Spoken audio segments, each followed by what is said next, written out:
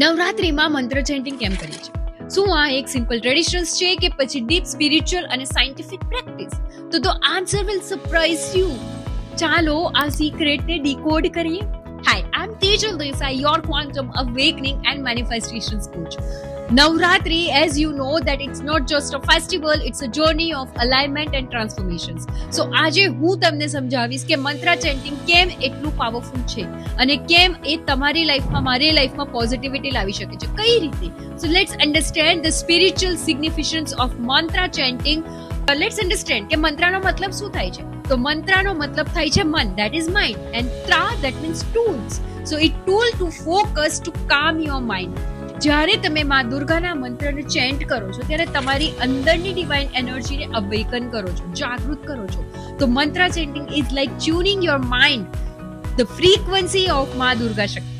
So let's understand scientific benefit શું છે એના. તો જ્યારે તમે મંત્ર ચેન્ટ કરો છો ત્યારે તમારા બ્રેઇનની અંદર આલ્ફા વેવને જનરેટ કરો છો, જે તમને કામ અને ફોકસ બનાવે છે. મંત્રના વાઇબ્રેશન્સ તમારા શરીરની એનર્જીને ક્લીન્સ કરે છે અને તમારા ઓરાને સ્ટ્રેન્થ બનાવે છે. So let's understand that how to chant effectively. સો તમારા ફેવરેટ મંત્રને ફર્સ્ટ સિલેક્ટ કરો, લાઈક ઓમ દમ દુર્ગાય નમઃ કે પછી ઓમ એમ રીમ ક્લીમ ચામુંડાય વિચ્છે નમઃ. તમારા સંકલ્પને કે તમારા ઇન્ટેન્શન પર ફોકસ કરો એન્ડ મંત્રને ડિવોશન્સની સાથે ચેન્ટ કરો. Even 108 times daily, you can create a massive shift. Daily chanting rituals, it's a part of your life. Let's understand that first day, માં શૈલપુત્રી, તો એના માટે એક સંકલ્પ લો કે આજે હું કરેજિયસલી મેનિફેસ્ટ કરીશ અને આ સંકલ્પ સાથે મંત્રને ચેન્ટ કરો. બીજા દિવસ માટે માં બ્રહ્મચારિણી માટે કે આજે હું વિસ્ટમ ઉપર ફોકસ કરી અને મંત્ર ચેન્ટ કરો. આ રીતે એક દિવસ તમારી અંદરની એનર્જીને અલાઇન કરો.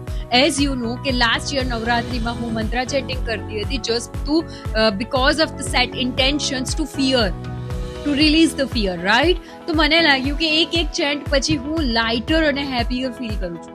એન્ડ આ વર્ષે હું અબન્ડન્સ ઉપર ફોકસ કરી રહી છું અને તમે શેના પર ફોકસ કરી રહ્યા છો, લેટ બી નો.